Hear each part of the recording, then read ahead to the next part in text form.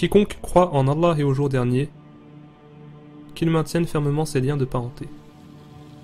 Un hadith sur lequel je suis tombé, et qui m'a incité à faire une visite surprise à ma sœur en Pennsylvanie. Quand je l'ai lu, j'étais couvert de honte, parce que la dernière fois que j'ai vu ma sœur, c'était l'année dernière, lorsqu'elle m'avait demandé de garder sa fille Fatima. Ma sœur m'a demandé de m'occuper de Fatima pour quelques jours, car elle allait donner naissance à une deuxième fille. Pour être tout à fait honnête, je n'avais aucune idée de la manière dont on s'occupe d'une petite fille. Je pouvais à peine m'occuper de moi-même. Mais je ne pouvais pas dire non à ma sœur.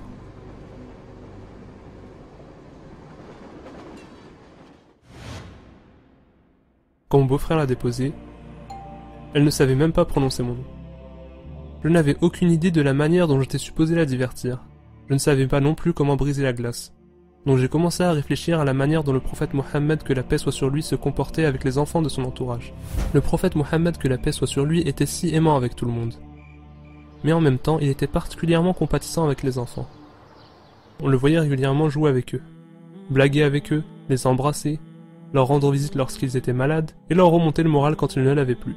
Il tentait même de parler aux enfants non arabes dans leur langue juste pour leur montrer qu'il les aimait autant que les autres.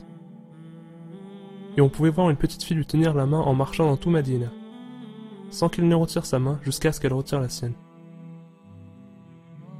Quand Al-Hassan et Al-Hussein sautaient sur son dos pendant qu'il priait, il attendait qu'ils descendent, et les plaçait doucement sur sa cuisse. Il dit un jour, « Quand je me tiens debout pour prier, j'aime m'attarder dans cette position, mais lorsque j'entends un enfant pleurer, je coupe court pour ne pas stresser la maman de l'enfant. »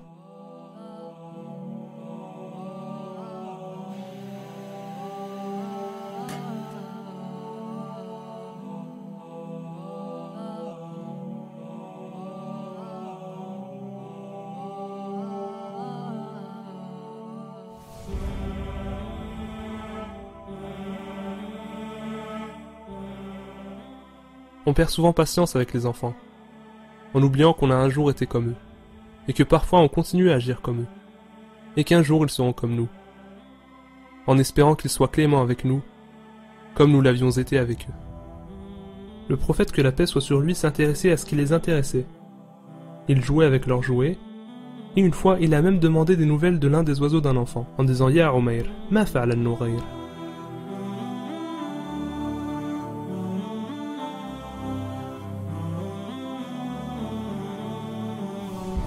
On semble parfois oublier qu'aimer les enfants est l'une des sunnas les plus faciles, et l'une des manières les plus faciles de gagner l'amour d'Allah.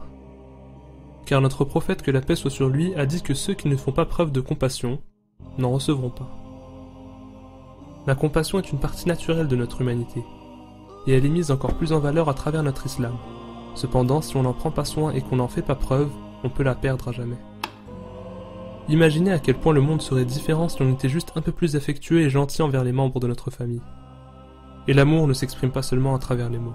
Le prophète, que la paix soit sur lui, malgré qu'il portait le poids du monde sur ses épaules, faisait quand même attention aux petites choses telles que le fait de boire de la même partie du verre, donner furtivement un bisou surprise, et même te défier à une course surprise. Il n'y avait pas de tâche trop petite ou de moment trop court pour te montrer qu'il t'aimait, et qu'il faisait bien attention à toi. Oh Fatima, tu n'imagines même pas à quel point tu me manques. Tu es peut-être jeune, mais tu m'as tant appris.